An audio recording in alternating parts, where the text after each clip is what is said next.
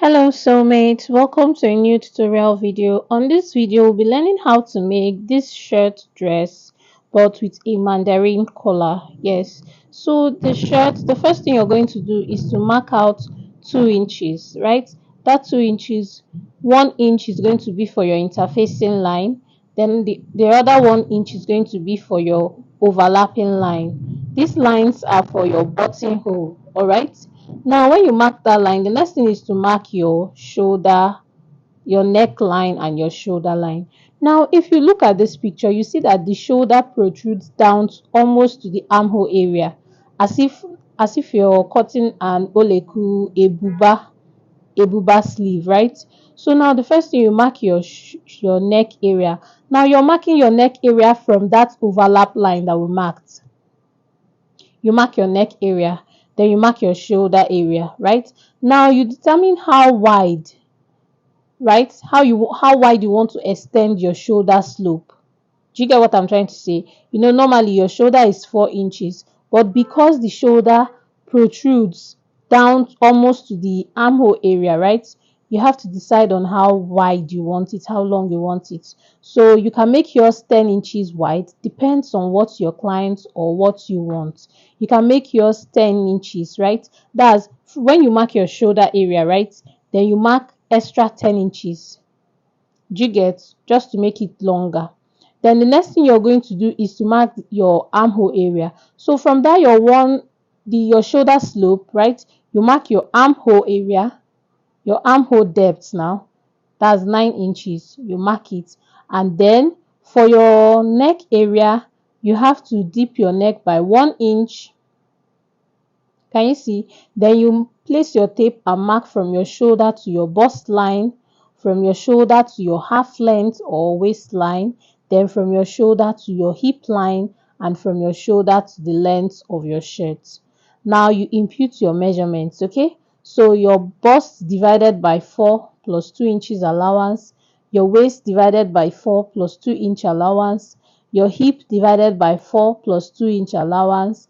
Then you mark the same thing you marked at your hip line for the length of the gown. Now, normally, if this wasn't going to be a shirt, this is the shape it's going to be, right? Our waist area is small, but because it's a shirt, we're just going to mark it down straight. That means we're going to use the bust measurement, right, to just draw the line straight. And remember, if you look at this picture, you see that on the waist area it has pleats. It has pleats on the waist area. Now you're going to add extra allowance. It depends on the number of pleats you're going to make, right? So you are going to add extra allowance. So I advise you add like 10 inches or 5 inches extra allowance. If you add 10 inches, that's 20. If you add 5 inches, that's 10. Okay, so I advise you add 5-inch allowance. Remember, we added 2-inch allowance initially. So now this is how your front part is going to be. Hope you understand this part. You mark your interface line. From your overlap line, you mark your neck area, then you mark your shoulder slope.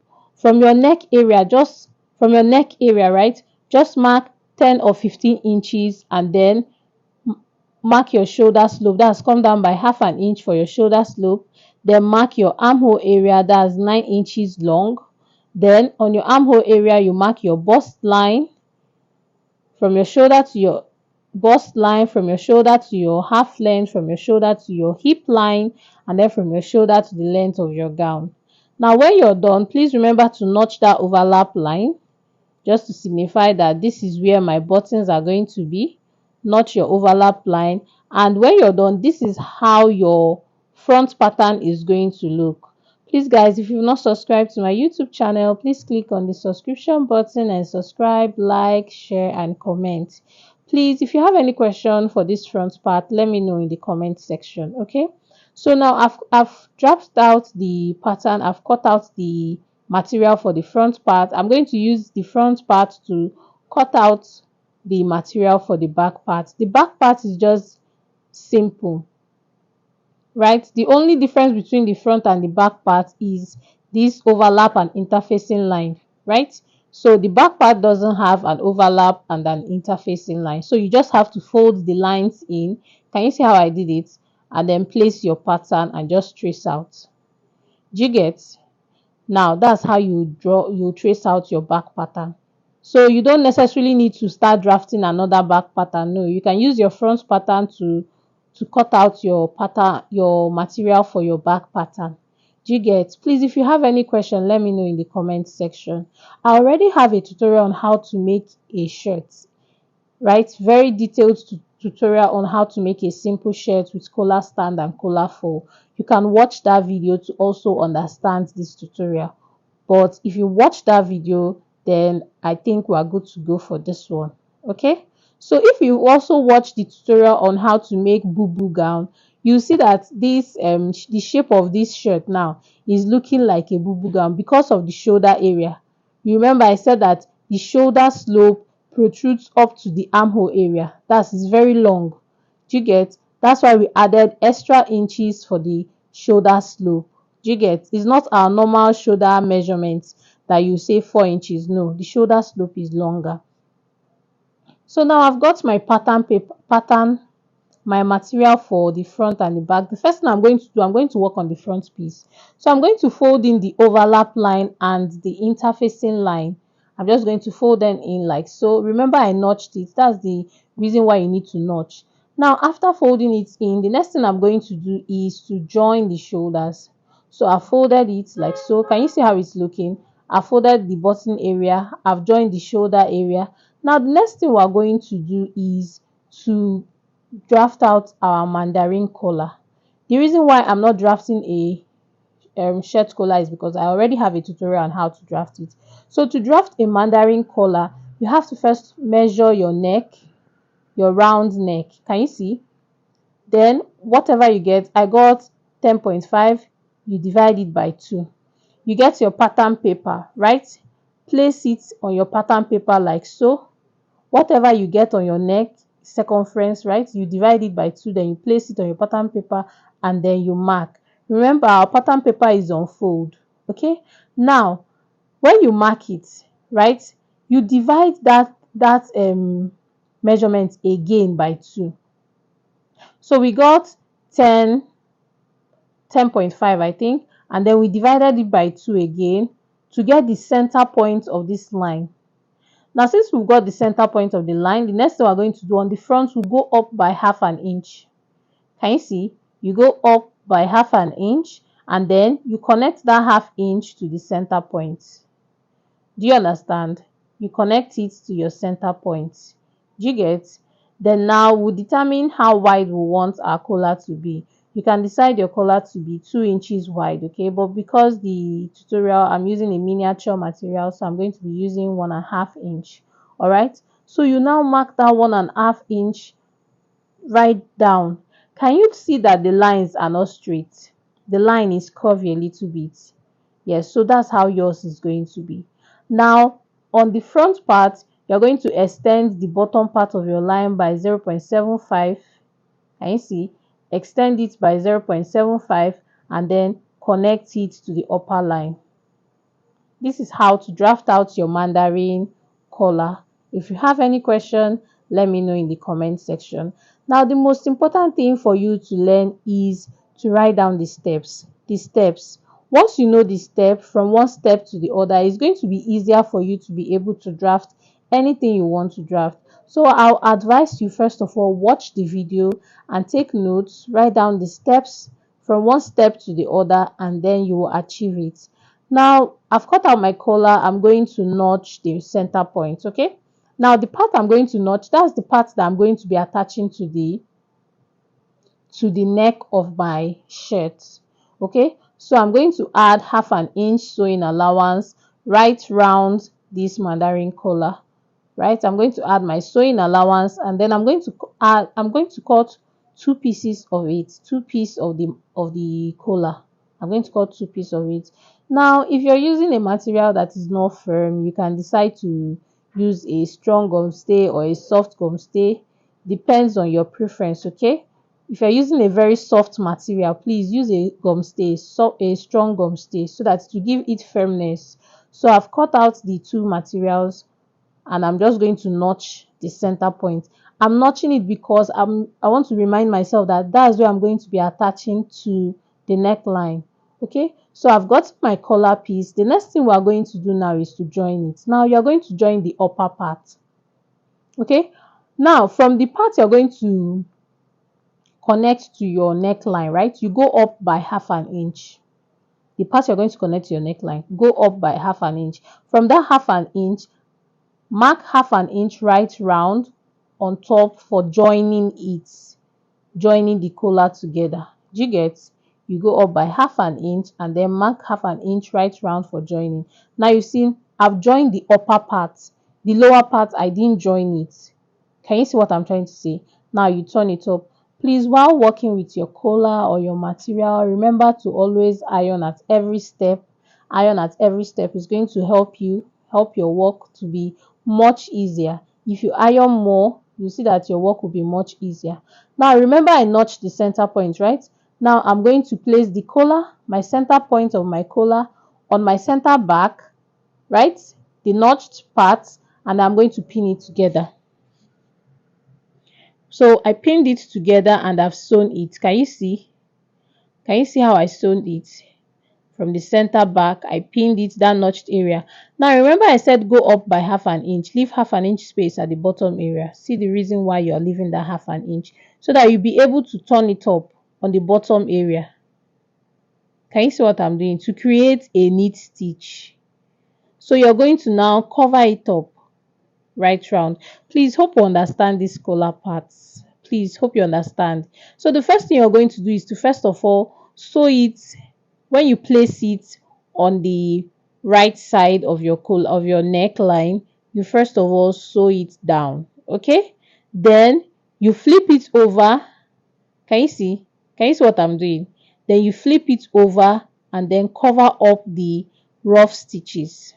Do you get? So that will give you a neat stitch. So the first part is to first of all sew it right down a straight line from on the right side, and then you fold it in. Guys, please hope this English is understandable. This is how the collar is. Please, if you don't understand this collar, let me know, so I'll make another tutorial video on how to make the collar. But I feel this is explanatory though. So this is our collar. This is what we call mandarin collar. Okay, there's another word for it too, but I can't remember. So now let's work on the pleats of this our dress. Now remember, this pleats, if you're looking at the picture, you see that the pleats is on the waist area, right?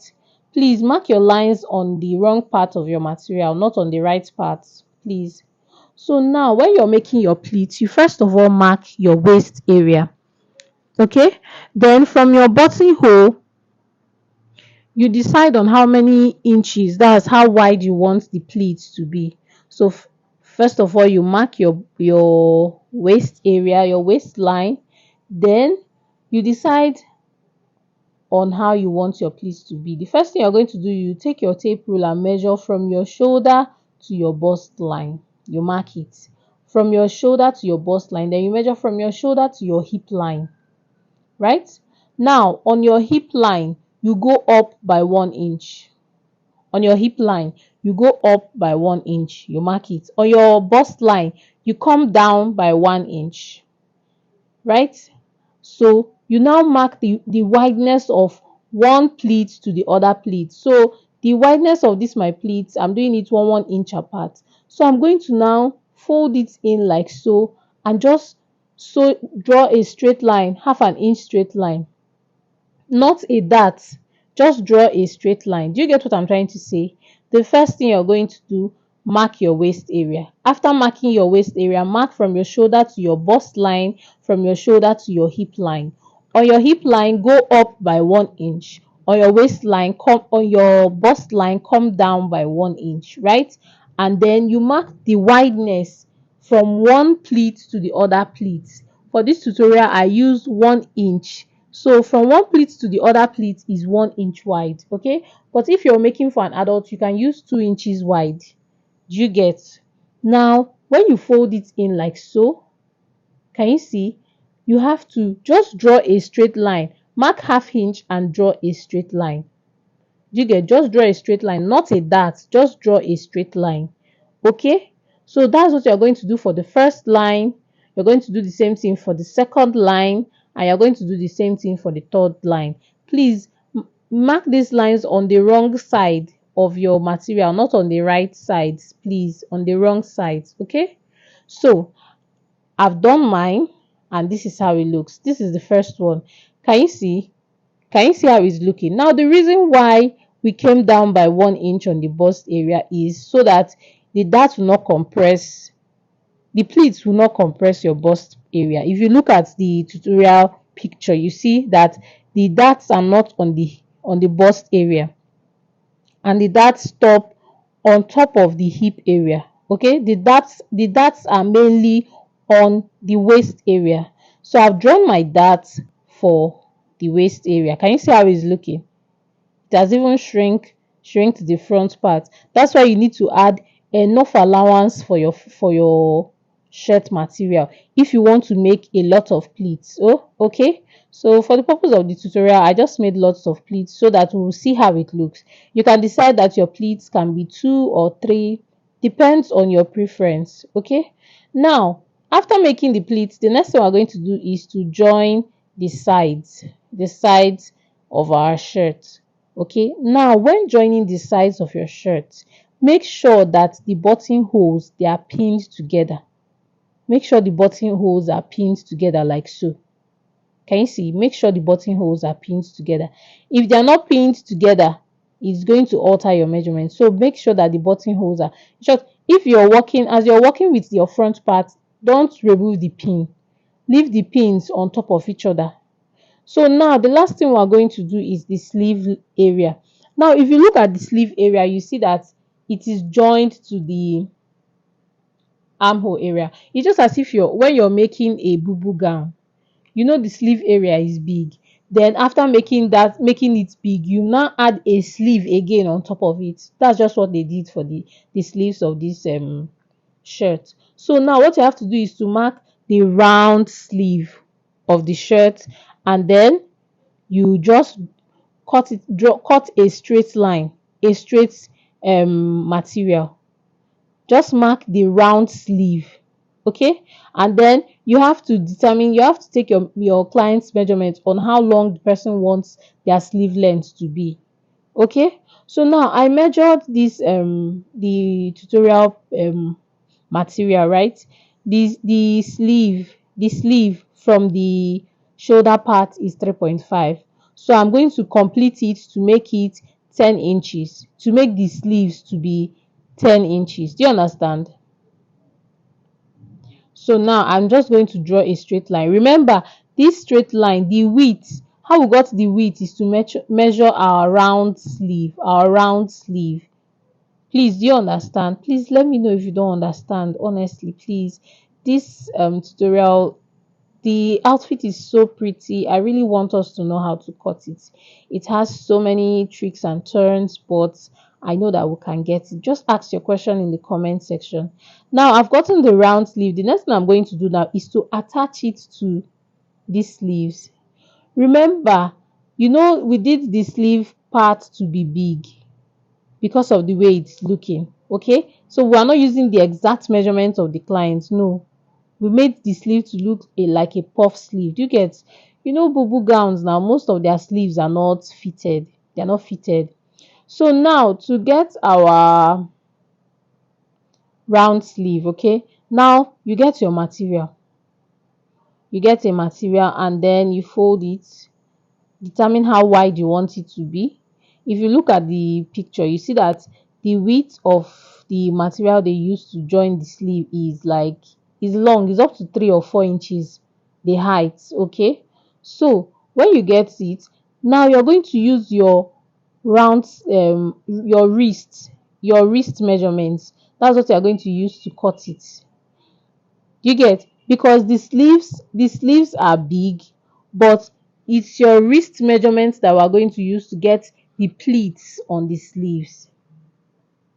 Guys, do you understand what I'm trying to say? It's your sleeve measurements, your round wrist, the measurements. That's what we're going to use to get the pleats on the bottom part of the sleeves.